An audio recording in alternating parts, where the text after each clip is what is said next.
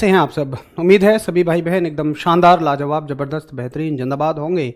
और जब से आपने आर्मी में एक भर्ती आई हुई देखी है जिसका नाम है आर्मी ऑर्डिनेंस कॉर्प्स, तो आप सभी बिल्कुल उत्साहित हो गए होंगे, क्योंकि सेना को ज्वाइन करने का एक सपना होता है जो कि बहुत बार उम्र के अभाव में, क्योंकि उम्र इसमें बड़ी कम मांगी जाती है, तो उसमें हमारा सपना नहीं पूरा हो पाता है, या कई बार बहुत सारी परिस्थितियां हो पाती हैं और सेना में जाने का सपना हमारा छूट जाता है। लेकिन जब ये वैकेंसी आई है तो आप सभी बड़े उत्साहित हुए, स्पेशली वो सभी जो वाकई आर्मी में भर्ती होना चाहते हैं और जिनका सपना केवल और केवल फौज में जाना है, भारत माता की सेवा करना है। और एक अगर परमानेंट भर्ती आ जाए, क्योंकि अभी आपको पता है माहौल कैसा चला हुआ है, ज़्यादातर भर्ती आर्मी में जो आपकी सिपाही स्तर की हैं वो सभी फौज के स्तर की हैं, वो सभी अग्निवीर हैं। तो ऐसे में एक परमानेंट भर्ती अगर आ जाए तो वाकई बड़ा ही मज़ा आ जाता है और बस लगता है कि इस मौके को मुझे नहीं छोड़ना है। लेकिन देखिए, किसी भी फॉर्म को भरने से पहले हमें उस भर्ती से जुड़ी हुई तमाम बातों को बड़े अच्छे से जान लेना चाहिए। कई बार बहुत छोटे छोटे बिंदु ऐसे होते हैं जिनके कारण हम फाइनल में बाहर होते हैं, तो बड़ा दुख होता है जब हम किसी भर्ती के लिए बहुत जी जान से मेहनत करें, बहुत सारे सपने सजा लें और बाद में जाकर हम उसमें बाहर हों। तो हमारी जिम्मेदारी बनती है, आरडब्ल्यूई की जिम्मेदारी बनती है कि हर उस छोटे से छोटे बिंदु को आपको अभी से बताकर चलें, ताकि आप सभी ये तय कर लें कि मुझे इस भर्ती की तैयारी करनी चाहिए या नहीं करनी चाहिए। तो एक वीडियो मैंने इसकी सामान्य जानकारी को लेकर बनाई थी और फिर मैंने आपसे निवेदन किया था कि आपके जो भी डाउट हों वो आप मुझे इसके कमेंट सेक्शन में छोड़ दीजिएगा, मैं जरूर उनके सभी जवाबों के साथ हाजिर हो जाऊंगा। तो ये वीडियो उसी के बदले है और उसमें जो भी आपके डाउट थे वो सभी डाउट आपके इस वीडियो में क्लियर होने वाले हैं। तो देखिए, कुछ मुख्य मुख्य डाउट जो मुझे समझ में आए वो ये कि बच्चे पूछ रहे हैं क्या ये वैकेंसीज स्टेट वाइज हैं, और उनको पता चला है कि परसेंटेज ज़्यादा होनी चाहिए तब हमारा एडमिट कार्ड आता है, बाकी इसके ऑनलाइन फॉर्म भरे जाएंगे या ऑफलाइन फॉर्म भरे जाएंगे, और आरडब्ल्यूए हमारी क्या मदद कर सकता है, साथ ही कितनी पोस्ट पर हम लोग अप्लाई कर सकते हैं, क्योंकि योग्यता सबकी जो अब जिसमें ज़्यादा पोस्ट हैं, फायरमैन और ट्रेड्समैन मेट, उसकी लगभग बराबर है। तो हमें देखना है क्या हम दोनों पोस्ट पर अप्लाई कर सकते हैं या किसी एक ही पोस्ट पर अप्लाई कर सकते हैं। तो बिल्कुल निश्चिंत रहिए, इस वीडियो के माध्यम से हम सारे के सारे सवालों का जवाब देंगे, और जब आपको अच्छे से तसल्ली हो जाए कि हाँ अब मुझे ये फॉर्म भरना चाहिए, भाई तभी फॉर्म भरना, तभी अपनी तैयारी को समय देना, क्योंकि सबसे ज्यादा आवश्यकता होती है तैयारी के दौरान एक सही दिशा की। तो सही दिशा में जाना बहुत जरूरी है। पता चला आपकी परसेंटेज बहुत कम है, आपने फॉर्म भर दिया, अपना सारा समय आपने दिया, बड़ी हिम्मत से तैयारी की, बड़ी मेहनत से तैयारी की, और अंत में जाकर कम परसेंटेज होने की वजह से आपका एडमिट कार्ड ही नहीं आ पाया, या स्टेट वाइज वैकेंसी है नहीं है, तो सारी चीजें आपको जान लेना जरूरी है। चलिए वन बाय वन क्वेश्चंस को उठाते हैं, और सबसे बड़ा जो डाउट है वो यही था कि ये स्टेट वाइज है या नहीं। तो देखिए, उस वीडियो में भी मैंने आपको बोला था, जो लास्ट वीडियो बनाई थी, कि एक बार इसकी क्लैरिटी बताकर मैं आपको दूंगा। तो लास्ट टाइम की जो भर्ती थी उसमें हमारे यहाँ से बहुत सारे भाई सेलेक्ट हुए, उनसे मैंने बात की और उनसे प्राप्त जानकारी के आधार पर मैं आपको इस प्रश्न का जवाब दे रहा हूं। देखिए, वैकेंसी में जो नोटिफिकेशन है उसमें लिखा हुआ था region wise breakup of vacancies. तो इसको देखने से कुछ ऐसा प्रतीत होता था कि इसमें स्टेट वाइज वैकेंसी दी हुई है, लेकिन ऐसा नहीं है। ये वैकेंसीज ऑल इंडिया बेसिस हैं, यानी कि आप किसी भी राज्य के हैं, आप फॉर्म भरिएगा। जितनी टोटल भर्तियां दिखाई गई हैं, जैसे फायरमैन और ट्रेड्समैन में जितनी वैकेंसीज दिखाई गई हैं, आप सभी उन पर फाइट करने के हकदार हैं। ऐसा नहीं है कि आप असम से हैं तो आपके लिए ट्रेड्समैन मेट की 330 भर्तियां हैं, इसमें बिहार का नाम ही नहीं दिया, तो ऐसा नहीं है कि इसमें बिहार के लिए कोई भर्ती ही नहीं है, ऐसा नहीं है। आप किसी भी राज्य से हैं तो आप फॉर्म भर सकते हैं। अच्छा, फिर ये क्या दिया हुआ है? देखिए, आर्मी ऑर्डिनेंस की ना यूनिट है ये, जहां पर पोस्टिंग की जाती है। तो उसमें यह बताया गया है कि ट्रेड्समैन मेट जो 330 लोग होंगे उनकी पोस्टिंग की जाएगी असम, अरुणाचल प्रदेश, नागालैंड और मणिपुर। फायरमैन के 46 कैंडिडेट्स की पोस्टिंग की जाएगी दिल्ली, पंजाब, हिमाचल प्रदेश और हरियाणा में जो स्थित ऑर्डिनेंस यूनिट हैं। इसी प्रकार से जैसे जेओए की जो आपका अकाउंट ऑफिसर हैं, उनकी एक बच्चे की पोस्टिंग की जाएगी महाराष्ट्र, तेलंगाना या तमिलनाडु में जो ऑर्डिनेंस यूनिट हैं। अब चूंकि बिहार में अगर कोई ऐसा स्टेट इसमें दिया गया है जिसका नाम ना हो, तो इसका मतलब है कि वहां पर ऑर्डिनेंस यूनिट ही नहीं है, इसलिए वहां पर पोस्टिंग नहीं दी जाएगी। इस बात का सिर्फ इतना सा मतलब है। तो बिल्कुल भी परेशान मत होइएगा, आप सभी फॉर्म भर सकते हैं, आप किसी भी स्टेट से हैं आप फॉर्म भर सकते हैं। अगर ये बात सभी को समझ में आ गई हो तो एक बार थम्स अप कर दीजिए, क्योंकि इस प्रश्न को लेकर सबसे ज्यादा डाउट आपके थे। मैं फिर से रिपीट करता हूं, आप किसी भी राज्य के हैं आप इसमें फॉर्म भर सकते हैं। ये भर्ती स्टेट वाइज नहीं है। ये जो स्टेट के आगे नंबर ऑफ वैकेंसीज दी हुई हैं, इसका मतलब है कि इतने बच्चों की यहां पर पोस्टिंग की जाएगी। अगला सवाल देखिए, आपका अगला सवाल था, बहुत बड़ा सवाल है कि कितने प्रतिशत पे एडमिट कार्ड आएगा, और मेरा मानना है कि बिल्कुल यह सवाल क्लियर भी होना चाहिए। अगर आपकी कुछ कम परसेंटेज है तो, और आप मान लो इसमें तैयारी में जुट गए, आपने पैसे देकर बैच भी ले लिया, या मान लीजिए फ्री में भी तैयारी कर रहे हैं, बात सिर्फ पैसे की नहीं होती है, समय की भी अपनी एक वैल्यू होती है, और पता चला आपको एडमिट कार्ड नहीं आया, तो मैं आपको बताऊं कितने प्रतिशत पे एडमिट कार्ड आता है। अच्छा, उसका जवाब मेरे पास ये है। देखिए, पहले आप नोटिफिकेशन को पढ़िए। नोटिफिकेशन में लिखा हुआ है कि depending on the number of application received the number of candidate for test will be restricted by the system based shortlisting process. इस बात का मतलब है कि जितने भी बच्चे सब फॉर्म भरेंगे सभी के एडमिट कार्ड नहीं आएंगे।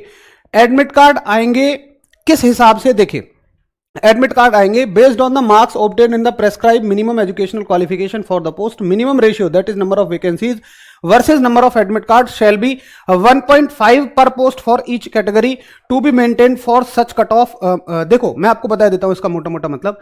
जो पोस्ट है आपकी material assistant, tele operator, grade 2 और एमटीएस, इनमें जो एडमिट कार्ड आएंगे वो एक रेशियो 50 के रेशियो में आएंगे। यानी जितनी वैकेंसी हैं आप उनमें 50 की गुणा कर लीजिए, वैकेंसी इंटू 50, वैकेंसी इंटू 50 मतलब इनकी तीनों की वैकेंसी जोड़ो और उसमें गुणा कर लो 50 की। अकेले एमटीएस की वैकेंसी उठाओ और उसमें गुणा कर लो 50 की। इतने बच्चों के एडमिट कार्ड आएंगे। अब वो बच्चे कौन होंगे? तो मान लो फॉर्म भरा, जैसे इसमें भरा 50,000 बच्चों ने, और उनको लेने हैं केवल 5,000 बच्चे। उसमें भरे, मान लो जैसे एमटीएस में 50,000 बच्चों ने फॉर्म भर दिया। अब इन्हें एमटीएस की टोटल पोस्ट कितनी है? केवल 11 है। तो 11 इंटू 50 करिए आप, कितना हो जाएगा? ये हो जाएगा 550। तो टॉप 550 बच्चों को उठा लिया जाएगा। अब टॉप 550 में चाहे वो 85% वाले बच्चे टॉप हों, हो सकता है कि 80% तक वाले बच्चे टॉप हों, हो सकता है कि 75% वाले बच्चे तक टॉप हों। अच्छा, इसमें भी कैटेगरी वाइज चलेगा। आपको पता है कि वैकेंसीज कैटेगरी वाइज हैं, तो टोटल का 50% की बजाय आप कैटेगरी वाइज आप 50-50 की गुणा करते चले जाइए। जैसे जनरल में जितनी वैकेंसीज हैं, डेफिनेटली जनरल के बच्चे ज्यादा फॉर्म भरेंगे, तो उनका जो कट ऑफ है वो थोड़ा सा ज्यादा जाएगा। एससी एसटी के बच्चे थोड़े कम होंगे तो उनका कट ऑफ डेफिनेटली थोड़ा कम जाएगा। तो ये एग्जैक्ट कह पाना तो बड़ा मुश्किल है कि कितने परसेंट पे एडमिट कार्ड आएगा। अब आप समझ गए होंगे कि जो टॉप बच्चे होंगे उनमें से उनका एडमिट कार्ड आ जाएगा। अब वो टॉप कौन होंगे ये तो डिपेंड करेगा कि कितने प्रतिशत तक के बच्चों ने इसमें फॉर्म भरा है, कितने प्रतिशत तक के बच्चों ने इसमें इंटरेस्ट दिखाया है। अच्छा, बाकी पोस्ट के लिए देखिए, जैसे आप कौन कौन सी हैं, जैसे कि आपकी JOA junior officer assistant, civil motor driver, carpenter, jointer, painter and decorator, fireman, tradesman, इन सब के लिए बच्चे जो लिए जाएंगे 1:75, यानी एक पोस्ट पर 75 बच्चे लिए जाएंगे। तो यहां पर थोड़े से ज्यादा बच्चे उठाए जाएंगे। इसका मतलब यह है कि देखिए, इन पोस्ट की कट ऑफ थोड़ी सी ज्यादा जाएगी, बल्कि इनकी तुलना में ट्रेड्समैन और फायरमैन की जो कट ऑफ है वो थोड़ी सी कम जाएगी। अब सवाल ये फिर से यही उठता है कि कितनी जाएगी। तो देखिए, कितनी का अंदाजा तो लगा पाना बिल्कुल असंभव है, वो तो निर्भर करेगा कि कितने प्रतिशत तक के बच्चों ने इसमें फॉर्म भरा है। हाँ, अगर पिछली बार का मैं आपको एक एनालिसिस दूं तो देखिए, ट्रेड्समैन की जो कट ऑफ गई थी ये लास्ट ईयर का है, पिछली बार का। जनरल में उन बच्चों के एडमिट कार्ड आए जिनकी परसेंटेज 85% तक थी। ठीक है। अच्छा, किस में होनी चाहिए 85? तो जो इसकी एजुकेशनल क्वालिफिकेशन मांगी गई है, इसमें से जिस भी पोस्ट की एजुकेशनल क्वालिफिकेशन 10वीं है तो उनके 10वीं में इतने होने चाहिए। जिसकी एजुकेशनल क्वालिफिकेशन, जिसकी योग्यता 12वीं है, उसके 12वीं में उतने होने चाहिए, है ना। तो ओबीसी के जो एडमिट कार्ड आए थे ट्रेड्समैन के, वो 80% पे आए थे, और एससी एसटी के एडमिट कार्ड 69% पे आए थे। जबकि फायरमैन के जो हैं, एग्जैक्ट तो डेटा मुझे नहीं मिल पाया है क्योंकि हमारे जो बच्चे सेलेक्ट हुए थे जिनसे मेरी बात हुई है वो सभी ट्रेड्समैन के थे। फायरमैन के बच्चों से एक आध दिन में मैं बात कर लूंगा क्योंकि वो 1 साल पहले की बात है, सेलेक्ट हुए, उनके नंबर वगैरह शायद चेंज हो गए होंगे। मैं उनसे बात करके आपको एग्जैक्ट भी बता दूंगा। लेकिन फायरमैन की जो है वो ट्रेड्समैन से कम ही जाएगी। ट्रेड्समैन से कम ही जाएगी। अब देखिए प्रश्न ये उठता है कि क्या मैं फॉर्म भरूं या मैं तैयारी करूं। तो देखिए मेरी जो व्यक्तिगत सलाह है, हालांकि आप करना वही जो आपको करना हो, उचित लगे, मेरी व्यक्तिगत सलाह क्या है कि अगर अभी फॉर्म की फीस आज पता लग जाएगी कितनी है, अगर फॉर्म की फीस बहुत ज़्यादा ना हो तो फॉर्म तो इसमें सभी भरिए। कई बार परिस्थितियां बदल जाती हैं, मान लीजिए बीच में कुछ ऐसा ऑर्डर आ जाए कि नहीं नहीं सभी के एडमिट कार्ड आएंगे, कुछ भी बात हो सकती है। तो फॉर्म की फीस अगर थोड़ी बहुत हो, 100-150 रुपये हो, 200 रुपये हो, या आपको उचित लगे जितना कि हाँ भाई मेरे लिए तो चलो 500 भी है, मैं फॉर्म भर सकता हूं, तो फॉर्म तो सभी भरिएगा। लेकिन जिनकी परसेंटेज थोड़ी कम है, मान लो 50% है, 55% है, 60% है, 60% तक, आप फिर इसकी बिल्कुल सेपरेट तैयारी मत करना। फॉर्म भर दीजिए, बिल्कुल इंडिविजुअल तैयारी मत करना। आप उम्मीद है किसी ना किसी एग्जाम की तैयारी में तो लगे ही हुए हैं, ऐसा तो है नहीं कि आप खाली बैठे हुए थे। आप जिस एग्जाम की तैयारी में लगे हैं वो लगे रहिए, एडमिट कार्ड आ जाए तो फिर इसकी तैयारी में एक बार जुट जाना। बाकी जिनकी परसेंटेज 75-70 से ऊपर है, कैटेगरी वाइज आप देख लेना, थोड़ा जनरल में 75 रखो और बाकी कैटेगरी में 70 रखो, इससे ऊपर अगर आपकी परसेंटेज है तो फिर आपको इस भर्ती की तैयारी में लग जाना चाहिए मेरे हिसाब से। अब देखिए यार, ऐसा तो है नहीं भाई कि आप बिल्कुल खाली बैठे हुए हैं या इस भर्ती की तैयारी से आपको कोई लाभ नहीं होगा। अच्छा, तैयारी का मतलब हमेशा ये नहीं होता है कि आप बिल्कुल इसके लिए एक नया बैच खरीदें और तैयारी में जुड़ जाएं। नहीं, आप जिस बैच से पढ़ाई कर रहे हैं, अगर इस एग्जाम में आने वाले वो विषय आपके कवर हो रहे हों तो आराम से आप तसल्ली से वहीं बैठ के पढ़िए। उसका सिलेबस एक बार मैच कर लो, नोटिफिकेशन में पूरा दिया हुआ है, फिर आपको अलग से कोई बैच लेकर तैयारी करने की जरूरत नहीं है। हाँ, अगर आपको हो नहीं मेरी तो कट ऑफ मेरी परसेंटेज बहुत अच्छी है, लगभग 80+ है, तब तो आपको सीरियसली इसके लिए लग जाना चाहिए, क्योंकि कंपटीशन जो है आप देख रहे होंगे अन्य भर्तियों की तुलना में लगभग इसमें थोड़ा सा कम होगा। अगर आप आजकल के टाइम में कंपटीशन के माहौल में देखें तो रेशियो जो रहता है लगभग एक पोस्ट पर 150-150, 200 की फाइटिंग रहती है, और यहां पर जो लड़ाई रहेगी वो 50 और 75 की रहेगी। दूसरा, इसमें जो भी ये समझते हो कि मैं अपने फिजिकल को मजबूत कर सकता हूं, वो तो थोड़ा सा ज्यादा ही फिजिकल मजबूत कर सकते हैं और आपकी परसेंटेज अच्छी है तो आपके बहुत स्ट्रांग चांसेस हैं, क्योंकि इसमें फिजिकल में बहुत सारे बच्चे बाहर होते हैं। तो अपना एक बार निर्णय ले लीजिए कि मुझे फॉर्म भरना चाहिए या नहीं भरना चाहिए। फॉर्म का तो वैसे मैंने आपको बता ही दिया। अब देखिए कुछ क्वेश्चंस आपके थे, जैसे एक गुड़िया पूछती हैं कि फायरमैन का फिजिकल बॉयज और गर्ल्स का सेम होगा क्या, गर्ल्स को भी वेट लेकर दौड़ना पड़ेगा, प्लीज रिप्लाई। और ये कुछ एनसीसी के बारे में पूछती हैं, ये भी भाई एनसीसी के बारे में पूछ रहे हैं, तो एनसीसी के मार्क्स इसमें जुड़ेंगे। एनसीसी अपना आप लगा दीजिएगा जो भी आपका सर्टिफिकेट हो। आज इसके फॉर्म भरने शुरू हो जाएंगे, अभी फॉर्म मत भरना। आज रात मैं लेकर आऊंगा आपके लिए एक वीडियो 9 बजे, आज रात 9 बजे मैं फॉर्म फिलिंग की वीडियो लेकर आऊंगा। आज से इसके फॉर्म भरने शुरू हो जाएंगे, तो एक बार जो भी फॉर्म भरने के इच्छुक हों उस वीडियो को जरूर देख लेना, ताकि आपको एक पता लग जाए कि कैसे कैसे स्टेप बाय स्टेप इसका फॉर्म भरा जाना है, ताकि आपसे कोई गलती ना हो जाए उसमें कैसी भी। अच्छा देखिए, आज वेबसाइट चलनी शुरू हुई है और हो सकता है वेबसाइट पे बहुत ज़्यादा लोड रहे, तो अगर फॉर्म मैं भरवा के देखूंगा हमारा अच्छा भर गया, ठीक से भर गया, तो मैं इस वीडियो को ले आऊंगा, नहीं तो हो सकता है कि ये वीडियो कल के लिए भी पोस्टपोन हो जाए, वो आपको आपके शेड्यूल में दिख जाएगा। तो फॉर्म फिलिंग इसकी आज से शुरू हो रही है, ऑनलाइन शुरू हो रही है, एओसी की ऑफिशियल वेबसाइट पर शुरू हो रही है। लेकिन एक बार थोड़ा सा वीडियो देख लीजिएगा, क्योंकि कई बार हम छोटी छोटी गलतियां कर चुके होते हैं और मैं नहीं चाहता कि कोई भी गलती आपकी ऐसी हो जिससे आपको सब कुछ सेलेक्ट वगैरह होके एग्जाम में फाइनल सिलेक्शन लेने के बाद आपको बाहर होना पड़े। इसलिए एक बार उस वीडियो को आप सभी लोग जरूर देख लीजिएगा, ठीक है। अगले डाउट पे चलते हैं आपका। अच्छा, गुड़िया का डाउट था कि लड़कियों का भी फिजिकल सेम रहेगा। तो देखिए फायरमैन में अगर हम देखें तो आप यहां देखें, ये ए पोर्शन है फिजिकल एंड्योरेंस टेस्ट। तो फिजिकल एंड्योरेंस टेस्ट वाले सेक्शन को आप देखिए, इसी में वेट को लेकर चलने की बात की गई है।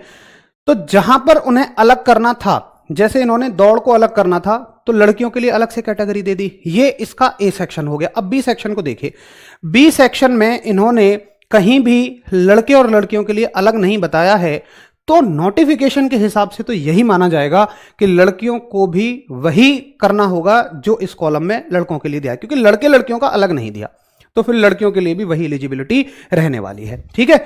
आगे चलते हैं अगले क्वेश्चन पे। क्या हम एक से ज्यादा पोस्ट पर अप्लाई कर सकते हैं? आइए जरा एक बार देख लेते हैं इस प्रश्न का आंसर।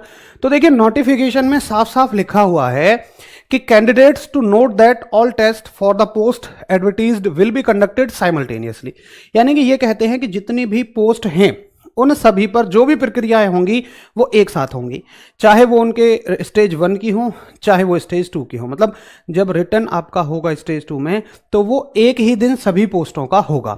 इसलिए वो कहते हैं therefore candidates are advised to apply for only one post, कि आप केवल एक ही पोस्ट पर भरिए, क्योंकि एक ही पोस्ट पर आप एग्जाम दे पाएंगे, इसलिए एक से ज्यादा पोस्ट पर मत भरिए। हां, अब यहां ये बात जरूर आती है कि फायरमैन और ट्रेड्समैन में से हो सकता है कि फायरमैन की कट ऑफ कम चली जाए, ट्रेड्समैन की ज्यादा चली जाए, तो कम से कम मेरा एक का तो एडमिट कार्ड आ जाएगा।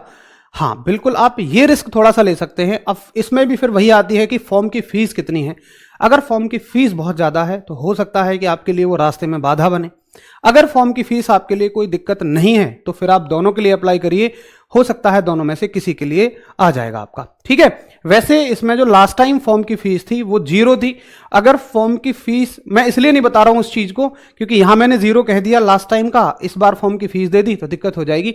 इस बार फॉर्म की फीस आपको फॉर्म भरने पर ही पता लगेगी। वैसे तो फॉर्म की फीस इसमें फ्री होती है, तो अगर फ्री है तो फिर आप एक से ज्यादा पोस्ट पर अप्लाई कर देना। देखो उन्होंने ये नहीं कहा कि कैंसिल हो जाएगा, समझो, उन्होंने ये नहीं कहा कि एक से ज्यादा पोस्ट पर भरने से कैंसिल हो जाएगा। उन्होंने कहा है कि एक ही दिन सबके एग्जाम होंगे तो आप केवल एक ही एग्जाम को दे पाएंगे, तो कोई दिक्कत नहीं है भाई, हमारा किसी एक का एडमिट कार्ड आ जाए हम तो उसको दे लेंगे। ठीक है ना। हाँ बिल्कुल फ्री है, लास्ट टाइम भी फ्री था, इस टाइम भी फ्री है, लेकिन एक बार मैं फॉर्म भर लूंगा तब आपको थोड़ा श्योरिटी के साथ में कहूंगा इस बात को, बाकी तो फ्री है। तो मेरे हिसाब से आपको एक से ज्यादा पोस्ट पे भर देना चाहिए, कैंसिल नहीं होगा। एडमिट कार्ड आपका जिस भी पोस्ट का आ जाए उसके हिसाब से आप डिसाइड कर लीजिएगा कि किस पोस्ट के लिए मुझे देना है। अगला एक क्वेश्चन आपका था कि मेडिकल के बारे में इसमें कहीं कवर नहीं हुआ। तो देखो मेडिकल इसमें बहुत ज्यादा हार्ड नहीं मांगा जाता है, जैसे आर्मी की बहुत सारी जगह पर स्ट्रिक्टली मेडिकल कराया जाता है। मेडिकल इसमें बहुत ज्यादा स्ट्रांग नहीं मांगा जाता है। इवन ये बोल देते हैं कि आप अपने किसी हॉस्पिटल से मेडिकल करा लाइए, तो मेडिकल का कोई बहुत बड़ा इशू आपको इसमें नहीं आने वाला है। इसमें हेल्थ के बारे में लिखा हुआ है, बहुत कुछ ज्यादा नहीं है कि आप sound mental and body health होनी चाहिए आपकी, मतलब आपका सोचने समझने की क्षमता ठीक होनी चाहिए, मतलब वो पागलों वाली स्थिति नहीं होनी चाहिए, सिर्फ इतनी सी बात है। ठीक, ये हो गया। आगे ऑनलाइन फॉर्म कब से आएंगे, तो ऑनलाइन फॉर्म इसके मैंने आपको बता दिया कि ऑनलाइन भरे जाएंगे, ऑफलाइन कोई इसका फॉर्म नहीं भरा जाएगा, ना कहीं आपको भेजना है। और आज यानी 2 दिसंबर से इसके फॉर्म भरने शुरू हो जाएंगे। रात 9 बजे मैं एक वीडियो ले आऊंगा जिसमें मैं आपको बता रहा हूँ फॉर्म कैसे कैसे क्या भरना है। आप ट्राई करना चाहें कर ले, अगर आपको कोई दिक्कत आए कैसी भी तो वहां रुक जाना, फिर वीडियो देखने के बाद ही आप लोग फॉर्म भरिएगा। ठीक है, एज वगैरह की जानकारी मैं आपको पीछे दे चुका हूं। अब बात आती है कि पहले फिजिकल होगा या एग्जाम होगा। तो देखिए पहले इसमें फिजिकल है और बात आती है कि फिजिकल के लिए हमें कितना समय मिलेगा और फिर आगे जब इसका रिटर्न एग्जाम होगा तो उसके लिए हमें कितना समय मिलेगा। तो इस बात को बताना बहुत जरूरी है, इस बात को कवर करना बहुत जरूरी है। क्यों? क्योंकि समय यहां पर लास्ट टाइम तो बहुत कम दिया गया था, इस बार का जो हो देखा जाएगा, लेकिन हम रेफरेंस लास्ट टाइम को मानकर चलेंगे। और आप देखिए 6 फरवरी 2023 से इसके फॉर्म भरने शुरू हुए थे और ये फॉर्म 20 दिन तक भरे जाते हैं। इसके फॉर्म 10 से 21 मार्च तक इसके फिजिकल हो गए थे, यानी कि अगर माने यहां पर लगभग 1 महीने का समय केवल और केवल हमें फिजिकल के लिए मिला था और उसके बाद एग्जाम के लिए केवल और केवल 2 महीने का समय हमें मिला था। तो ये आपका फिजिकल के लिए समय मिलेगा और यहां आपको एग्जाम के लिए, लेकिन यानी कि फॉर्म भरने से अगर हम देखें तो हमें 3 महीने का समय करीब करीब आपके एग्जाम के लिए मिलेगा। तो अगर आप इसके इच्छुक हैं, सेपरेट तैयारी करने के इसके इच्छुक हैं, तो मेरी सलाह यही रहेगी कि आपको फिर लग जाना चाहिए, जुट जाना चाहिए। अगर आपकी परसेंटेज थोड़ी सी भी ठीक है तो आप सभी को इस भर्ती के लिए जी जान से जुट जाना चाहिए। फिजिकल की तैयारी अपनी शुरू कर दो और इसके एग्जाम की तैयारी अपनी शुरू कर दो, दोनों चीजों को साथ में लेकर चलते रहिए। क्योंकि अगर आप ये सोचते हैं कि पहले फिजिकल दे लूं फिर मैं एग्जाम की तैयारी करूंगा तो थोड़ा सा मुश्किल हो जाएगा। थोड़ी थोड़ी सी तैयारी आप सभी अपनी आज से ही शुरू कर दीजिएगा। ठीक है, अच्छा।